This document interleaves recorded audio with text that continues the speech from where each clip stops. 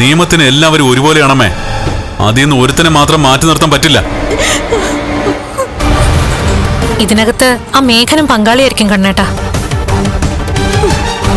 മേഘന് മാത്രമല്ല, അവന്റെ അച്ഛനും ഒക്കെ പങ്കുണ്ടാവും. എല്ലാവരും അറിഞ്ഞുകൊണ്ടായിരിക്കും ഇത് ചെയ്തിരിക്കുന്നേ. അവസാനം ഇതിനകത്ത് ഇവൻ പെട്ടുന്നേ ഉള്ളൂ. മേഘൻ അത്യാവശ്യം കള്ളങ്ങളൊക്കെ ചെയ്യാൻ അറിയാവുന്ന കൂട്ടത്തില. അത്തരക്കാര് ഇരു ചെവി അറിയാതെ കാര്യങ്ങൾ ചെയ്യും. എന്നാൽ ഇവൻ കുറെ നാളായിട്ട് ഞാനുമായിട്ട് മത്സരിക്കുക. അവന്റെ ഭാര്യയുടെ മുന്നിൽ അവനേതോ വലിയ സംഭവമാണെന്ന് വരുത്തി തീർക്കാനുള്ള ശ്രമങ്ങളാ അവനീ നടത്തിക്കൊണ്ടിരിക്കുന്നത്. അതിന്റെ ഭാഗമായിട്ടാ കൺസ്ട്രക്ഷൻ കമ്പനിയുടെ പേരും പറഞ്ഞ് കള്ളപ്പണം വാങ്ങിയത്. ഇനിയിപ്പോ ഇത് കേസായി കഴിഞ്ഞാ ഞാൻ പോണം കോടതിയിലേക്ക്. കാരണം കമലേശ്വരം കൺസ്ട്രക്ഷൻ കമ്പനി അവന്റെ പേരിലല്ല, എന്റെ പേരിലാ. എടാ, നീ ഒരു വക്കീലല്ലടാ. അപ്പൊ നീ വിചാരിച്ച അവനെ പോയി ജാമ്യത്തിൽ ഇറക്കിക്കൂടെ? ഇതിനു വേണ്ടി ഞാൻ പോവില്ലമ്മേ. പോലീസ് സ്റ്റേഷനിലേക്കോ കോടതിയിലേക്കോ ഒന്നും പോവില്ല. ഒരു നല്ല വക്കീലിനെ വെക്കത്തുമില്ല. കണ്ണ, എന്തിനാ ഏട്ടാ കുടുംബത്തിനകത്ത് ഒരാൾക്ക് ആപത്തുണ്ടാവുമ്പോ ഇങ്ങനൊരു വാശി? ഇത് വാശിയല്ല, അവൻ ചെയ്ത തെറ്റിനോടുള്ള എന്റെ സമീപനം ഞാൻ വെളിപ്പെടുത്തിയത്. എന്റെ അച്ഛനായിട്ടുണ്ടാക്കിയ കമ്പനിയാ. അതിനുശേഷം കഴിഞ്ഞ 10 വർഷമായിട്ട് ഞാനാ ഈ കമ്പനിയെ നയിക്കുന്നത്. ഇതുവരെ ഒരു പേരുദോഷം ഉണ്ടാക്കിയിട്ടില്ല. അച്ഛന്റെ മരണശേഷം എന്റെ അമ്മാവൻ നേതൃനിരയിലേക്ക് വന്നിരുന്നു. അന്ന് മാത്രമാണ് കുറച്ച് അഴിമതി നടന്നിട്ടുള്ളത്. കുഞ്ഞുനാൾ മുതലേ അമ്മയുടെ മോൻ ഫോളോ ചെയ്തിരുന്നത് എന്നെയല്ല, മേഘനയാ.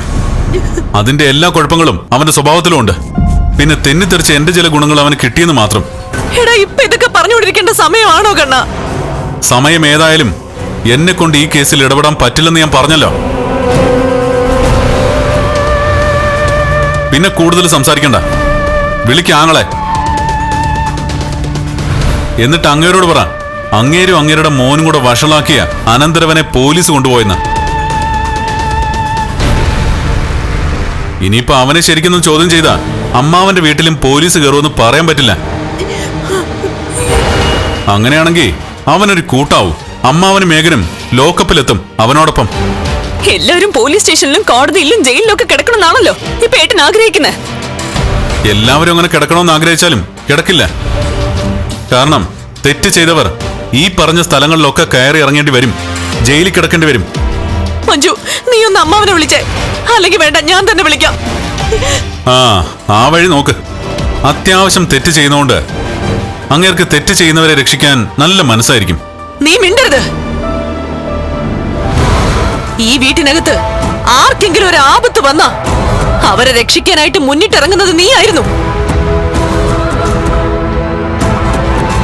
ദേ, ഇവള് നിന്റെ ജീവിതത്തിലേക്ക് വന്ന ശേഷം നീ ഇത്രയ്ക്കും ദുഷ്ടനായി. മഹി എന്റെ ജീവിതത്തിലേക്ക് വന്ന ശേഷം ഞാൻ ദുഷ്ടനാവുകയല്ല ചെയ്തേ, കുറച്ചുകൂടെ നല്ലൊരു മനുഷ്യനായി. ഇതിനു മുമ്പും ഇത്തരം കേസുകളൊന്നും ഞാൻ എടുത്തിട്ടില്ല. എന്ന് മാത്രമല്ല, ഉണ്ണിയുടെ കല്യാണം കഴിയുന്നതിന് മുമ്പ് അവൻ ഇതുപോലുള്ള തെറ്റുകളെ കുറിച്ചൊന്നും ചിന്തിച്ചിട്ട് പോലുമില്ല. പിന്നെ ഞാൻ പറഞ്ഞല്ലോ, മേഘനാണ് കുറച്ച് വളഞ്ഞ വഴിയിലൂടെ പോയിട്ടുള്ളത്.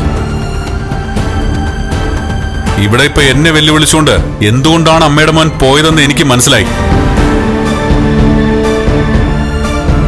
അവന്റെ കയ്യിൽ കള്ളപ്പണമുണ്ട്. അതുകൊണ്ട് എന്നെ ഡിപ്പെൻഡ് ചെയ്ത് ജീവിക്കണ്ടെന്ന് അവന് തോന്നിക്കാണും.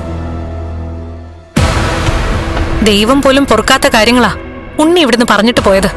നീ മിണ്ടരുത്. എന്താ മിണ്ടിയാല്? എന്റെ വീട്ടിൽ മിണ്ടാനുള്ള അധികാരം എന്റെ ഭാര്യയ്ക്കുണ്ട്. എന്റെ ഭാര്യ, എന്റെ ഭാര്യ, എന്റെ ഭാര്യ. എടാ, ഇവളെന്നാ നിന്റെ ഭാര്യ ആയത്? അതിനു മുമ്പ് നിനക്ക് അമ്മയും പെങ്ങളും അനിയനും ഒക്കെ ഉണ്ടായിരുന്നല്ലോ. അതെ, ഈ പറഞ്ഞവരൊക്കെ എനിക്കുണ്ടായിരുന്നു. പക്ഷേ അവരുടെയൊക്കെ മനസ്സിൽ എന്തായിരുന്നു എന്ന് ഞാൻ ഈ അടുത്ത സമയത്താണ് മനസ്സിലാക്കിയത്. ഞാൻ ഈ വീൽ ചെയറിൽ നിന്ന് ഒരിക്കലും എഴുന്നേക്കരുതെന്ന് ആഗ്രഹിച്ചവരാ ഈ പറഞ്ഞവരൊക്കെ. ഹാ ദേ അത് ഇവള് പറഞ്ഞു ഫലിപ്പിച്ചതായിരിക്കും. ഒരിക്കലും അല്ല. തോമസ് വൈദ്യൻ പ്രൂവ് ചെയ്തയാ മരുന്നിൽ മായം ചേർത്തിട്ടുണ്ടെന്ന്. അങ്ങനെ ചേർത്തിട്ടുണ്ടെങ്കിൽ അത് ഇവരായിരിക്കും. അങ്ങനെ മായം ചേർക്കുന്ന ഒരാൾക്ക് എന്നെ നിർബന്ധിച്ച് എന്റെ കാല് പിടിച്ച് എന്നെ തോമസ് വൈദ്യന്റെ വീട്ടിലേക്ക് കൊണ്ടുപോകേണ്ട കാര്യമില്ലടി. ഇനിയിപ്പോ സ്വന്തം ഭാഗത്തെ തെറ്റുകൾ മറയ്ക്കാനായിട്ട് ഇയാളെ പ്രതിയാക്കാൻ നോക്കണ്ട. അതെന്റെ മുമ്പിൽ നടക്കില്ല. നീ പറഞ്ഞല്ലോ മീഡിയക്കാരൊക്കെ ഇപ്പൊ ഇതൊക്കെ അറിയുമെന്ന്. അതെ, അറിയും.